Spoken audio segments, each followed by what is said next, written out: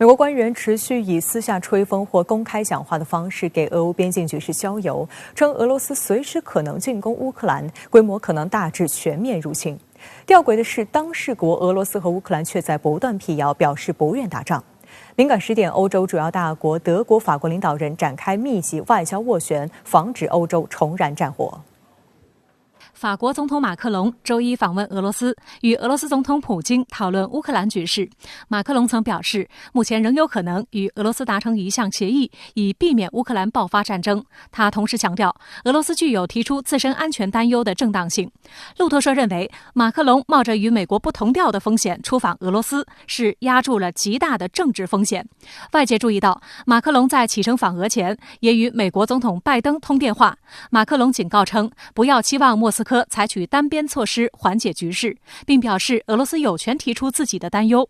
政客新闻网欧洲版提到，马克龙意在暗示西方国家在任何协议中都必须做出一些让步。今年初，法国接任欧盟轮值主席国一职，加上4月即将举行的法国总统大选，政客网报道认为，马克龙希望借此机会打造自身和平缔造者的角色，提升法国乃至自己的政治威望。路透社援引马克龙身边人士的话报道，马克龙此次出访目标之一是争取时间，让局势冻结几个月，至少维持到欧洲超级4月选举月。届时，匈牙利、斯洛文尼亚和法国都将举行大选。马克龙强调，欧洲在乌克兰问题上的政策必须切合欧洲的时机，避免局势恶化造成难民危机，避免引火烧身。马克龙为什么要斡旋？还是欧洲存在这种安全的困境、安全问题，所以呢，就是老欧洲还是希望能够通过他们自己的力量来解决这个问题，解决欧洲的安全问题。我们知道这个问题非常的复杂，乌克兰的问题，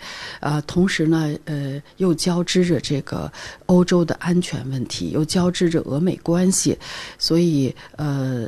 仅靠马克龙的这种一次的斡旋是解决不了问题的，而且这个问题这么复杂，即使是谈判，我想也是一个长期的过程，而且是必须是几方相互努力的一个过程。就在同一天，就任后首次拜访的德国总理舒尔茨也走进白宫，与美国总统拜登会晤，预料议程焦点也将围绕俄乌局势展开。此前在接受《华盛顿邮报》专访时，舒尔茨回应了美报记者的一系列强硬追问。舒尔茨拒绝外界对所谓德国支持乌克兰力度不够的指责，声称乌克兰一旦遭军事入侵，对俄罗斯的反应将是团结且决定性的。但对美报记者就一旦战事发生，德方会否中断北溪2号天然气管道项目的预设提问，舒尔茨并未明确回应，只强调所有选项都在桌上。舒尔茨也声称，他将在下周2访问莫斯科。前一天，他还将前往基辅斡旋。此外，舒尔茨还在访问中回应了所谓头盔争议，强调德方是应乌克兰要求提供5000枚军用头盔。此前，在乌方多次要求德方提供防御性武器后，德国防部上月底宣布向乌克兰提供5000顶军用头盔等物资支援。不过，基辅市长克里琴科看起来对德国的礼并不满意，他回应说：“这让我们很无语。接下来，德国将提供什么样的支持？枕头吗？”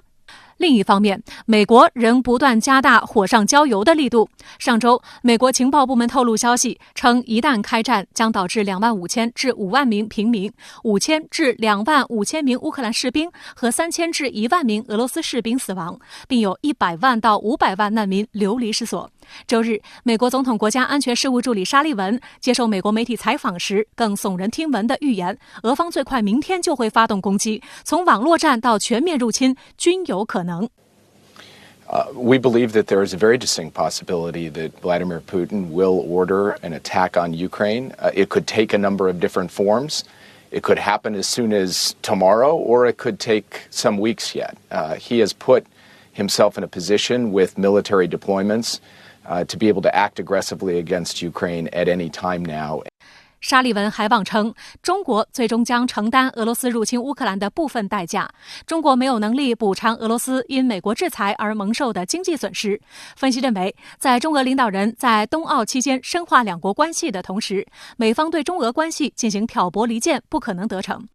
目前，美国宣传机器火力全开，不断散布俄方正紧锣密鼓准备入侵的消息。美国政府2名高官放话给美国有线电视新闻网称，俄罗斯全面入侵乌克兰所需战斗力已部署到位约70%，并预测开春后将发生战争，但这些官员拒绝提供相关证据。西方舆论场上似乎战争一触即发，彭博社官网上周5也大摆乌龙，突然发布有关俄罗斯入侵乌克兰的错误标题，还标注直播字样。这条假消息挂在彭博网首页长达30分钟，震惊世界。随后彭博社认错删除，当事人俄乌双方都对此表示愤慨。俄罗斯外交部发言人扎哈罗娃批评称，这是北约渴望的全球信息和政治混乱，真正的变态者想出了当前开战的事情。乌克兰外交部长德米特罗·库莱巴也对西方舆论场上的假消息满天飞表示担忧。他周日再次敦促人们忽略有关俄罗斯即将入侵该国的所谓预言。这是一信息战的一种表现，它的主要目的呢，还是就是说，释放给这个首先是欧洲它的这个盟国，希望那个就是通过俄罗斯这种威胁呢，能够更进一步的来团结这个它的欧洲的盟国，还继续维护它在这个欧洲地区的这种安全的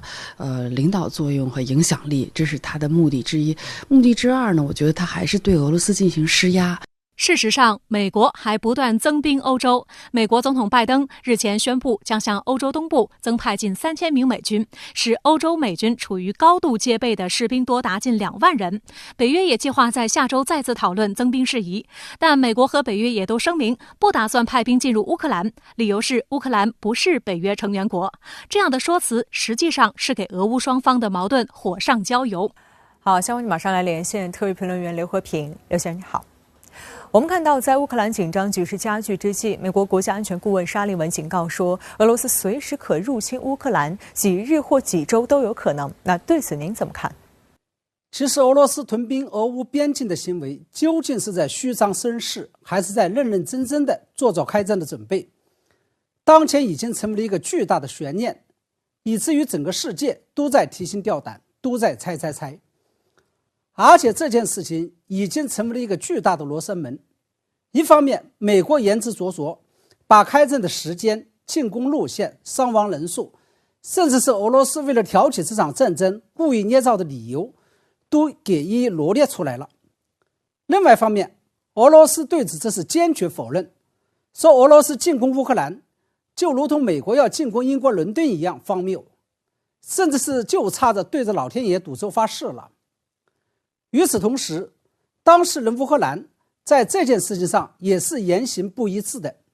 一方面呼吁民众不要相信美国发出的末世预言，另外一方面这在暗中加紧备战。众所周知，最终的真相只有一个。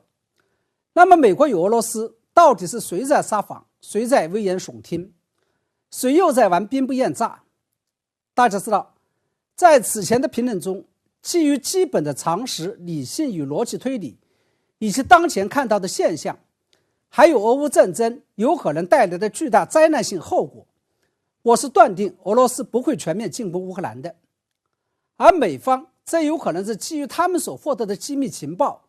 得出了俄罗斯进攻乌克兰已经是如箭在弦，不得不发的这么一个结论。假如美方依据情报得出的判断最终得到了验证，那也就意味着我本人在判断这件事情的时候，光是注重了客观的东西，忽略了另外一个重要，也就是主观性的东西。这个主观性的东西就是俄罗斯总统普京个人的战略判断与战略意志。这也是当前观察家们都把不准俄乌战争究竟会不会打起来的原因。这就如同一个人跨在门槛上，一只脚在门里，一只脚在门外，你无法判断这个人究竟是会进还是会出是一样的，因为你不知道这个人内心深处究竟在想什么。